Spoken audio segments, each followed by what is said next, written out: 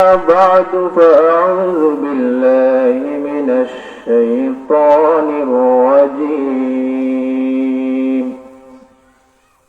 بسم الله الرحمن الرحيم الأخلاء يومئذ بعضهم لبعض عدو إلا المتقين صدق الله العظيم. وقال تعالى مخبرا وآمرا إن الله وملائكته يصلون على النبي يا أيها الذين آمنوا صلوا عليه وسلموا تسليما اللهم صل على سيدنا مولانا محمد وعلى آل سيدنا مولانا محمد بلغ العلا بكماله كشف الدجى بجماله حسنت جميع خصاله صلوا عليه وآله. শামসুল উলামা আল্লামা সাইফুল্লাহ ফুলতুলি রহমতুল্লাহ আলাইহি ও মাসিক তাফসীরুল কোরআন পরিষদের প্রতিষ্ঠাতা উস্তাদুল উলামা আল্লামা বুরকি মুহাদ্দিস হুজুর রহমতুল্লাহ আলাইহি ইসালে সওয়াব ও 2 দিনব্যাপী বার্ষিক তাফসীরুল কোরআন পরিষদের আজকের প্রথম দিনের প্রথম অধিবেশনের শ্রদ্ধাভাজন সভাপতি আমার শ্রদ্ধাভাজন উস্তাদ জনাব হাফিজ মোশাররফ আহমদ সাহেব হুজুর আমার পাশে বসা রয়েছেন ইসবপুর উত্তরপাড়া মসজিদের সম্মানিত ইমাম ও খতিব জনাব বাহারউদ্দিন বাহারি সাহেব হুজুর সহ উপস্থিত রয়েছেন সম্মানিত উলামায়ে কেরাম ও হাজিরিন। আমরা আল্লাহ পাক রব্বুল আলামিনের শান সেই দরবারে আলিশান শুকরিয়া আদায় করি যে আল্লাহ পাক রব্বুল আলামিন একটা মুবারক মাহফিল আসার এবং বসার তৌফিক দিয়েছেন। যে আল্লাহ পাকে তৌফিক দিল আল্লাহ পাকে শুকরিয়া আদায় করি সবাই কই আলহামদুলিল্লাহ। মুআজ্জাজ হাজিরিন, আপনারা অবশ্যই লক্ষ্য করছেন এই মাহফিলটার সম্পর্ক দুইটা জিনিসের সাথে। প্রথমত সম্পর্ক হইল আল্লাহ পাক রব্বুল আলামিনের দুইজন মকবুল ওলির সাথে। দ্বিতীয়ত সম্পর্ক হইল এই মাহফিলের সম্পর্ক হইল পবিত্র কুরআনুল কারীমের সাথে। অর্থাৎ রিজালুল্লাহ আল্লাহ পাক রব্বুল আলামিনের মায়ার দুইজন ব্যক্তি ওলি এবং কিতাবুল্লাহ আল্লাহ কুরআনুল কারীমের সাথে সম্পর্কিত হইল আজকের এই মাহফিল। আর একটা বিষয় যদি লক্ষ্য করা হয় যে আজকের মাহফিলের সম্পর্ক করা হয়েছে আল্লামা সাইফুল্লাহ ফুলতুলি রহমতুল্লাহ আলাইহির সাথে সম্পর্ক করা হয়েছে। অথচ আমরা সবাই জানি যে সাইফুল্লাহ ফুলতুলি রহমতুল্লাহ আলাইহি আজ থেকে প্রায় 17 বছরের বেশি সময় আগে এই জমিন থেকে গেছে। 17 দিনও নাই, 17 মাসও নাই, প্রায় 17 বছর অতিক্রান্ত হইয়া আগামী 15 জানুয়ারি 18 বছর পদার্পণ করব। মুআজ্জাজ হাজিরিন, আর আমরা মুহাদ্দিস হুজুর রহমতুল্লাহ আলাইহি হুজুরের ইন্তেকালের বেশ কয়েক বছর হয়ে গেছে। একটা বিষয় লক্ষণীয়, যেখানে হয় যে আজকে মরলে খাই 2 দিন, অর্থাৎ চোখের আড়াল তো মনের আড়াল। যে মানুষের চোখ থেকে যে সময় আড়াল হয়ে যায় মানুষ অটোমেটিক ভুলে যায়। দেখা যায় যে এই সপ্তাহের ভিতরে মাসের ভিতরে এই বুড়কি ইসবপুরের কত মানুষ মারা গেলে কজন মানুষকে আমরা স্মরণ রাখতাম পারলাম, শ্রদ্ধার সাথে স্মরণ করতাম পারলাম। অথচ 18 বছর আগে 17 বছর আগে আল্লামা সাইফুল্লাহ ফুলতুলি রহমতুল্লাহ আলাইহি ইন্তেকাল হইল। আমরা মুহাদ্দিস হুজুরের ইন্তেকাল প্রায় 4 বছর আগে হইল। এখন হুজুরে মানুষের শ্রদ্ধার সাথে স্মরণ করে। ওরকম একটা প্রশ্ন আমার মনের ভিতরে বারবার ঘুরপাক খাইত। এমন অবস্থায় কোরআন শরীফের একটা আয়াত, যে আয়াতটা আমরা সকলে পারি, সবে বুঝিও। আয়াতটা কিটা?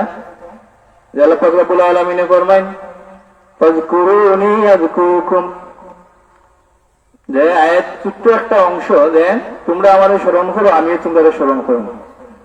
এই আয়াতের আলাদা তাফসীর আছে, আলাদা ব্যাখ্যাও আছে।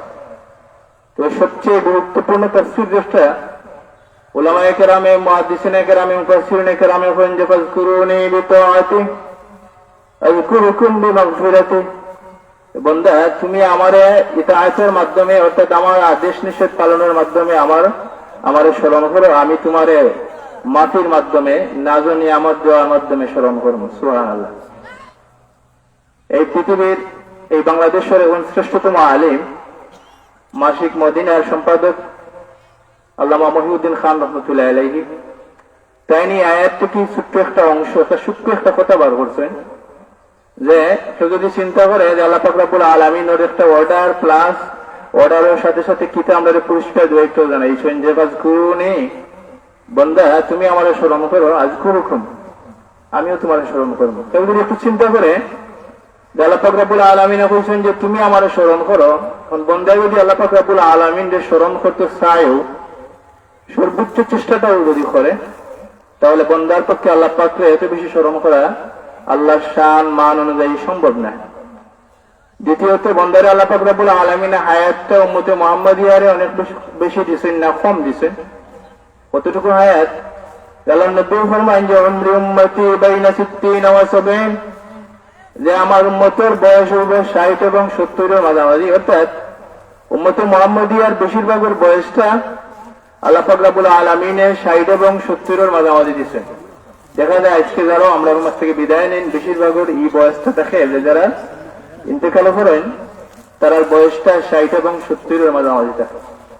এই সময়ের মাঝে মানুষের কত কিছু আছে, বালেগ হইতে হইতে প্রায় 14-15 বছর যায় গিয়ে, এর পরবর্তীতে মানুষের কতটুকু আল্লাহরে স্মরণ করবো। আর তো আল্লাহ পাকে বলছেন যে বান্দা তুমি যদি আমারে স্মরণ করো, আমিও তোমার স্মরণ করবো। এবং যদি হিসাবটা ওরকম হয় যে আমি আল্লাহরে যত সময় স্মরণ করবো, আল্লাহ আমার মনে হয় অতটুকু স্মরণ করবো, অত সময় এই স্মরণ করবা। আল্লাহ মহিউদ্দিন খান রহমতুল্লাহ আলাইহি বলেন, না, যদি বান্দা তার ছোট্ট জীবনটা আল্লাহ পাকের স্মরণ, আল্লাহ পাকের আদেশ নিষেধ মান্যা, ফরমান মান্যা এই জীবনটা পরিচালনা করে দায়িত্ব করে, তাহলে বান্দা জানা রাখো যে এই বান্দা দুনিয়া থেকে যাওয়ার পরেও যুগের পর যুগ, মাসের পর মাস, বছরের পর বছর আল্লাহ পাক রব্বুল আলামিন এই বান্দারে সবার মাঝে, স্মরণের মাঝে রাখবা। সুবহানাল্লাহ। এর লাগি আমরা সিলেটের সুলতান শাহজালাল রহমতুল্লাহ আলাইহি, যার ইন্তেকাল প্রায় 700 বছর পরেও যারে এখনো মানুষের শ্রদ্ধার সাথে স্মরণ করে, প্রতিদিন প্রতি মুহূর্তে, এমন কোন মুহূর্ত নাই যে মানুষের জিয়ারত করেন না, দোয়ার মাঝে শাহজালাল রহমতুল্লাহ আলাইহির নাম স্মরণ করেন না। ঠিক তেমনি ভাবে আল্লামা সাহেবুল্লাহ ফুলতলি রহমতুল্লাহ আলাইহি এবং আমাদের মুহাদ্দিস হুজুর রহমতুল্লাহ আলাইহি তাইনের জীবনটা এমন ভাবে গঠন করছিল, এমন ভাবে অতিবাহিত করছিল, যারা ইন্তেকাল প্রায় কয়েক বৎসর অতিবাহিত হওয়ার পরেও মানুষের শ্রদ্ধার সাথে স্মরণ করেন, যারার কথা মনে হইলা মানুষের কান্দের। এখনো যারা কবরের পাশে রাতে আধারে সময়ে সময়ে মানুষ আয়, জিয়ারত করে, ছোট বাচ্চার মতো হাওমা হইরা কান্দে, সে কারণটা কিটা? কারণেও যে ফাজকুরুনি আযকুরুকুম, যে আল্লাহ পাক রব্বুল আলামিনে জানাইয়া দেন যে তোমরা আমারে স্মরণ করো, আমিও তোমরা স্মরণ করো, মানে আমি আমার বন্ধুগুলোর মাধ্যমে তোমার স্মরণের মাঝে রাখবো। সুবহানাল্লাহ। মহোদয় হাজিরিন, এর আগে আজকে মাহফিলটার যে সম্পর্ক রয়েছে দুইজন মানুষের সাথে, এরা আমরা আকাবির, এরা আমরা এই শ্রদ্ধার পাত্র আসলা, যারা দেখি দেখি অনুসরণ করি করি আমরা সুন্দর জীবন পরিচালনা, আমরা ব্যক্তি জীবন পরিচালনা করা অত্যন্ত সহজ।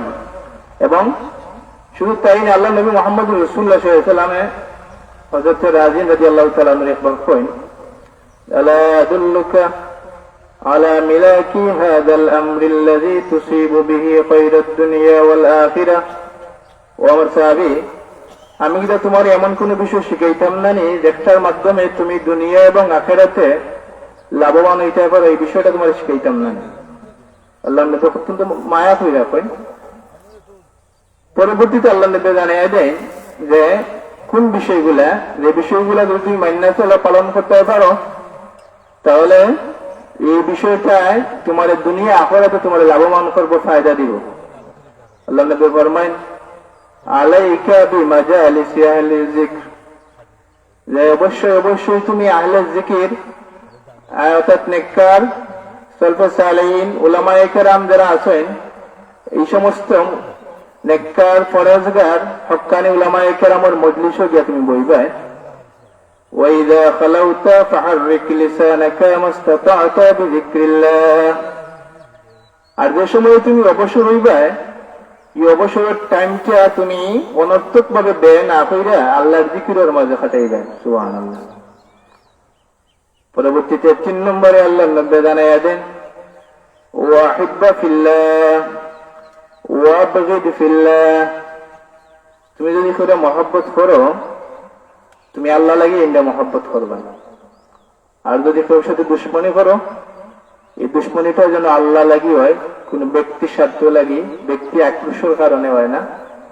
আল্লাহ নবী কত গুরুত্বপূর্ণ এই কথাটা কয় যে তুমি যখন ওই সময় পাইবা আহলে জিকির হক্কানি উলামায়ে কেরামের মজলিসে গিয়ে বইবে, এবং যখন অবসর হইবা আর এই অবসরের টাইমে যাতে তোমার এই অবসর টাইমটা আল্লাহর জিকিরের মধ্যে কাটে, এবং যদি কারোর সাথে তোমার ভালো সম্পর্ক তৈরি করো সম্পর্কটা যেন আল্লাহ লাগি হয়, কারোর সাথে যদি দুশ্মনের সৃষ্টি হয় এই দুশ্মনীটা যেন আল্লাহ লাগি হয়। সুবহানাল্লাহ।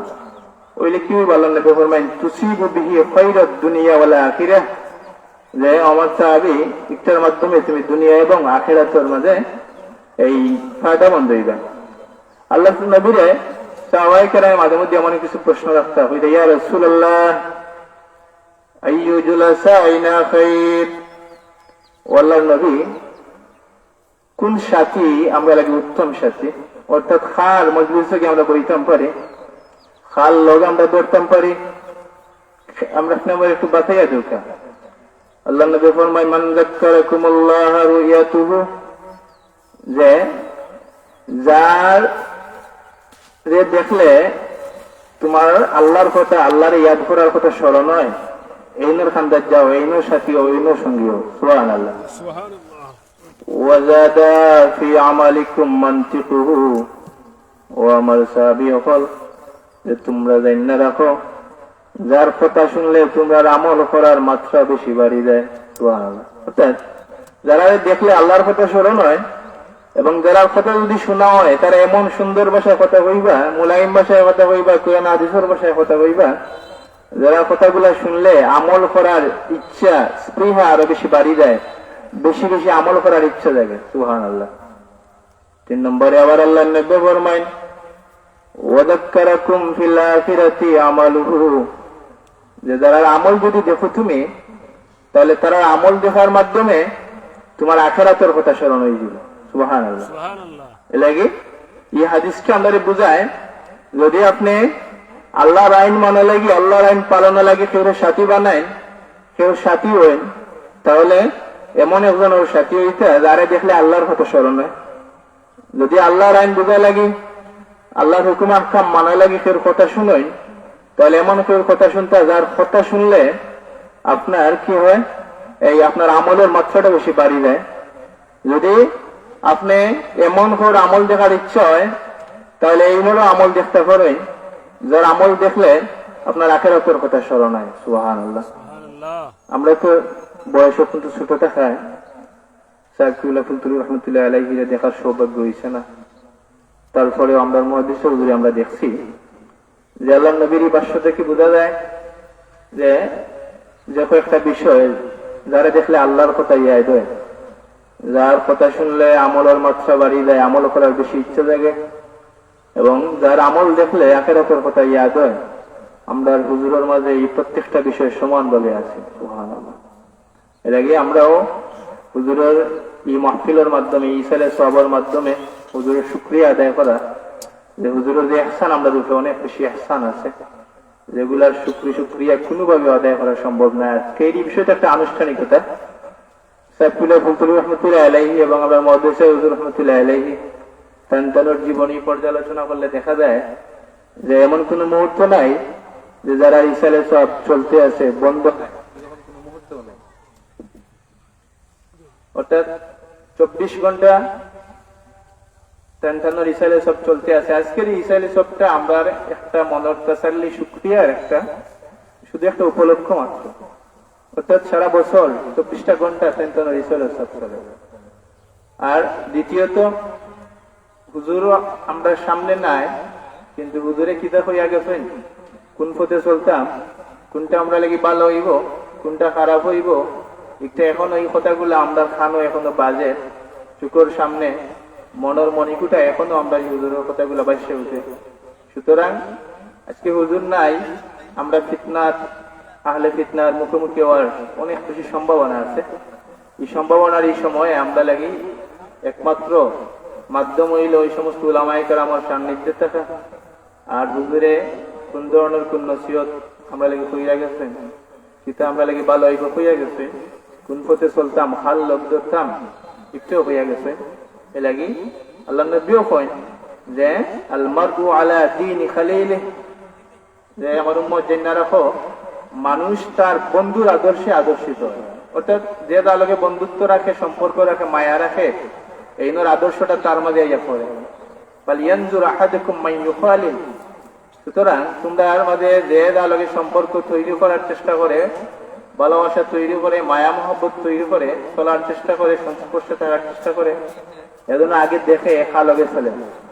সুতরাং ইসলামী কথা শুনিয়া, ইসলামী লেবাস দিকে সুন্দর কথাবার্তা শূন্য প্রতি আমরা না ঝুঁকি, আমরা এর আগে দেখতে হইব যে এইনোর সম্পর্কটা আউলিয়া কেরামের সাথে আছে কিনা, এই রাসূল পাক সাল্লাল্লাহু আলাইহি ওয়াসাল্লামের সাথে আছে কিনা, কুরআন এবং হাদিসের সাথে ওনার সম্পর্ক কেমন আছে, আলেম হিসাবে কেমন আলেম, ব্যক্তি হিসাবে কেমন ব্যক্তি, আকীদা কেমন, সবকিছু দেখে আমরা চলতে হইব।